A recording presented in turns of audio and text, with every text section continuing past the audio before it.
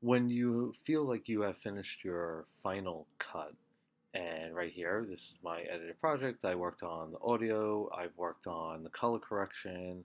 I'm not using any text for this, so I'm happy. This is ready to be broadcast out on television, on ESPN, for example. This is my X Games video montage right here that I want to show on Sports Center, for example. So I'm happy with this. I want to make this a DVD. I want to share it to the web. I want to make this a file, whatever you want to do with this. But before you want to export this out and you want to share this project to be viewed, one of the things you want to do is render. You want to make sure that all of your effects, all of your audio have been rendered, that everybody can view your effects.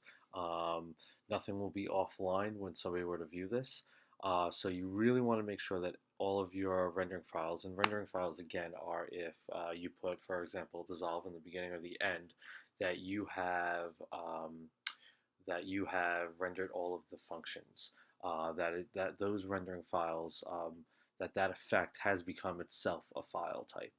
Um, so again, you know, if you put any effect on, if I have my 1950s TV, and I put that on a project, right there I see on a clip, excuse me, right there I put an effect on a clip, and right here I have that orange line on top of my video clip, and that clip is in black and white, and see how this is in color.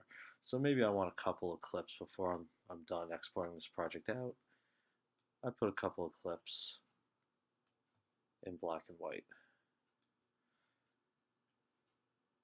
Right? So there we go. We got a couple of clips in color. We have a couple of clips in black and white. I've watched this whole project. The music is fine. All the effects are fine.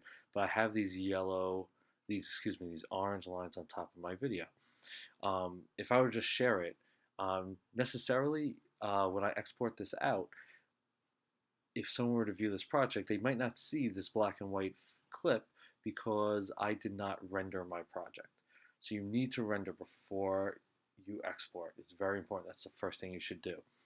So there's a couple of ways that you can do this. You can do it the long way or the short way. It doesn't matter. Either one is fine. But right up here in Modify, right next to between Clip and View, you have the Modify button. And with the Modify button, you have right here, you have Render All and Render Selection. It does show the shortcuts right there for those who want to use the shortcuts, the keyboard shortcuts, but I'm just going to show by the mouse because it's easier to see. So if I click a clip, for example, the one that's in black and white here, if I go to Modify and Render Selection, you see in the middle here the percentage is going up. You see a circle, the background task is being done, and right there at 100%, this clip just went away and now it's been rendered. If I want to render every single clip, I can either highlight the whole thing, which I do just to be safe, or you don't really have to, but I just do a double check. Go to Modify, Render All. And right there, you're going to see your percentage go up in the middle here, right next to my my duration of my project. Right now, it's up to 45, 50. We're getting close to 100%. And notice as this is going on, the orange lines on the top are going away.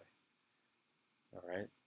Once this background task has been completed, I can then export. You see it's still going, it's at 68%. Sometimes it goes really fast depending on the clip and the file size and whatnot. Sometimes we'll stop at 68 and need to rest for a second and go, then you'll start seeing it move. So don't freak out when that happens. If it gets stuck, it's not going to get stuck or anything. It's going to go. It's just taking a few minutes. And right there at 100%. And you get green. Notice it was orange here. Now it's fully green. We've rendered our whole project, and now we are ready to export it as a file or share to YouTube, Facebook, any social media site that you wish.